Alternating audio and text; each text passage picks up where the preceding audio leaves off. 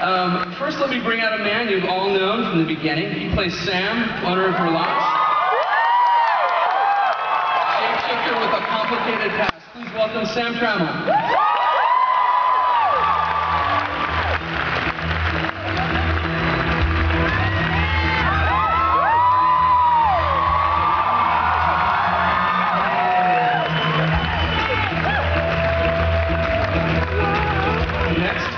She plays a kick-ass vampire who presides over the vampire Bauer Fantasia. She's Eric's right-hand woman, progeny, and, well, she's a lot of things to Eric.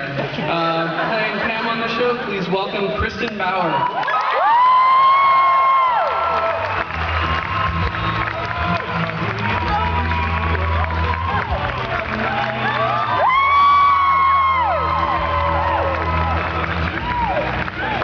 She plays Debbie, a badass who's on the warpath for Sookie. Please welcome to the stage, Brit.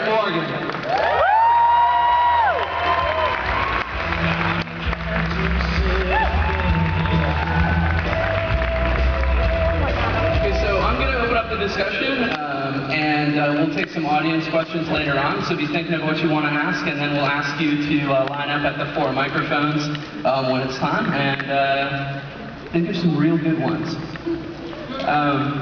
For all you guys, cast, I guess let's just go down the line. How did you first hear about True Blood, and then how did you come to the cast after finding it? Wait, how did we come to the what? How did you come to be part of the cast? Oh, how did we come to okay, right. Well, True Blood, it was basically, I thought it was like 4 years ago now, or like 3 years ago. And it's pilot season, and everybody knew about this script that Alan Ball had written, because he, of course everybody knows Alan Ball from American Beauty and 6 Feet Under, right? And it was Alan Ball, it was HBO, it was vampires, and everybody wanted this script.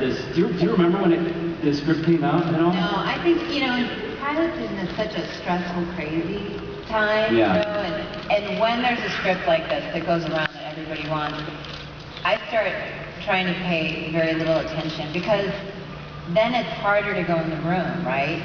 There's more pressure, you really want this, and if you don't get it, it's more disappointing. Yeah. Well, there was the character of Sam, and my name is Sam. For an actor, that's which hurt me.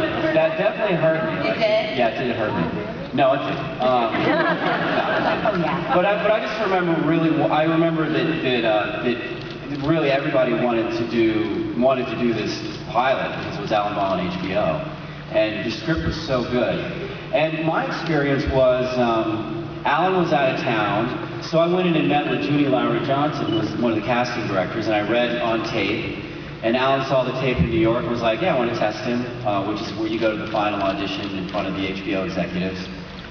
And I went and met with him and read with Alan, and he gave me notes. And then I went and did the audition for HBO, and there were 3 other people, I guess, for my part, and I ended up finding out that day that I got it. So that was,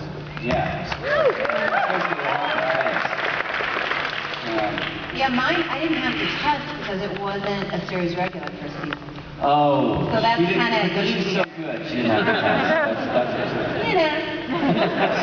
I didn't say that. Well, so mine was just, HBO, Alan Ball, and Vampire, which was enough to get me excited. And so I went in and read for Alan. And then they called a couple weeks later and said they want you to come in and read again. And normally that means they're going to add some more people to the room, or, there's some reason why you have to do it again, because it's also on tape. And I said, why? Is there different material? Is there more people in the room? They said, no. And I was like, well, why am I going back in?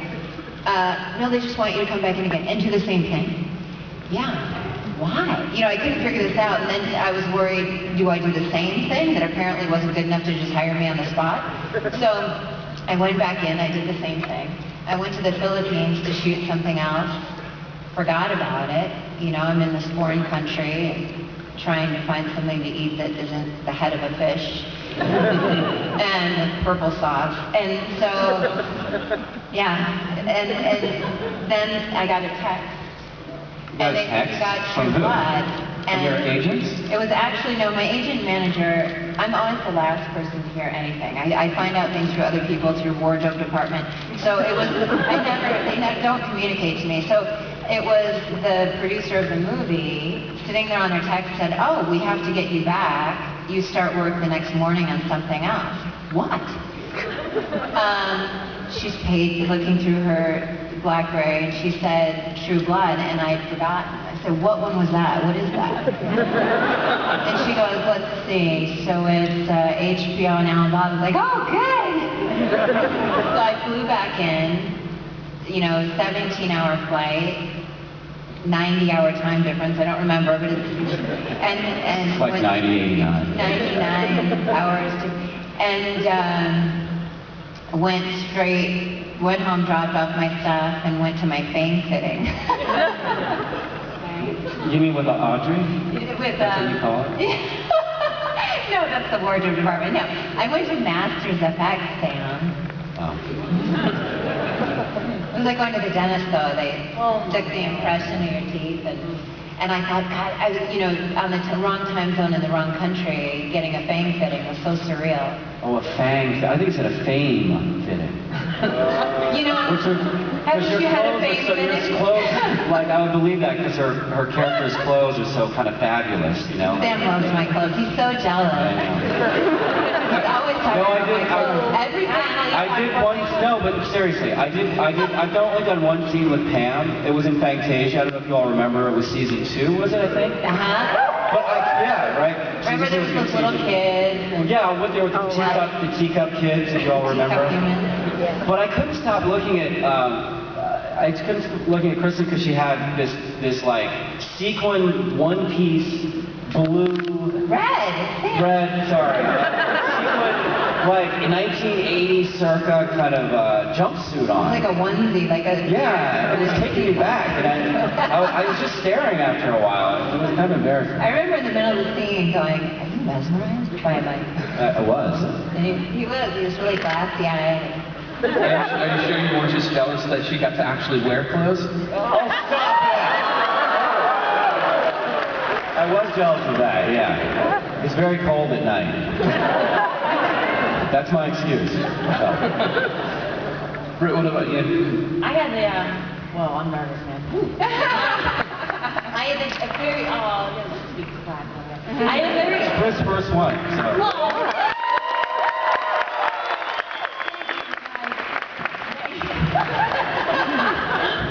Thank you, this is my first one. So I had a very special and very unique experience of this show already being a hit when I auditioned for it, which there's nothing else like that, and I did not have anywhere near the amount of credits that it takes to book a show like this. It is like a shot in the dark, 1 out of a million, it never happened. So of course I got it in my inbox, and of course I was excited about it, but most of me was going, not a chance in hell.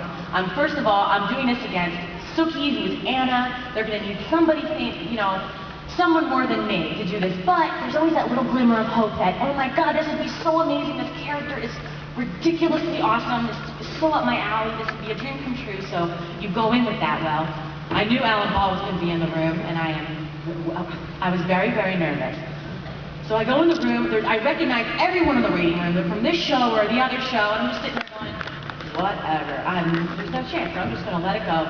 I went in there and messed up so bad. I stuttered. My first line I forgot. I stuttered through the whole audition. I never recouped.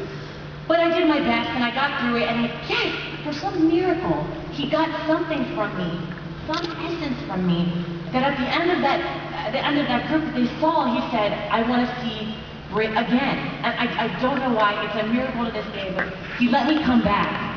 He let me come back for a callback with a whole new group of people, and I had that thing down pat. I'd been looking at it every day for a week. I went in there, and the network or whoever said that they still want to see one more group of people with a little bit more credits because they didn't want to take a chance on someone that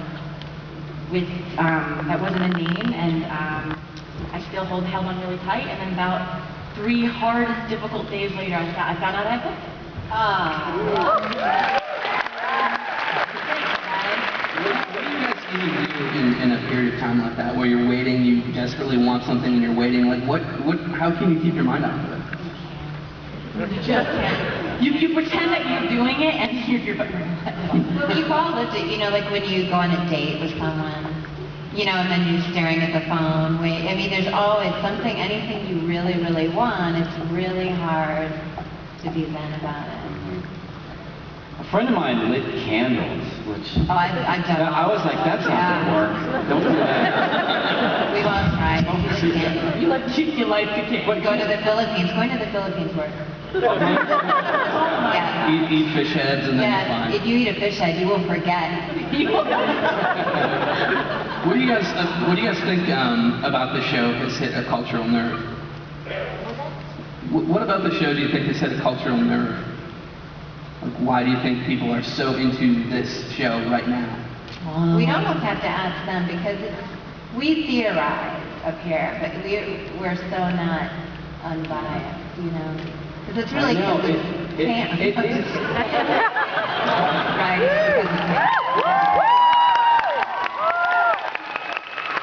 All roads lead to Pam. In here. And Sam. One person. No, I don't know. I mean, Alan Ball. Yeah. But you know, the show kind of bridges so many genres, right? It's kind of funny, but it's campy, but it's sexy sometimes. It's kind of scary sometimes. There's a lot of nudity, blood. But it is kind of a cultural phenomenon, and the thing with vampires are still, because I didn't know, because it seems like vampires really come into vogue every 10 years for a while and then go out, and of course some people are just always into vampires, of course. Yeah. I respect those people. There's probably a lot of people here.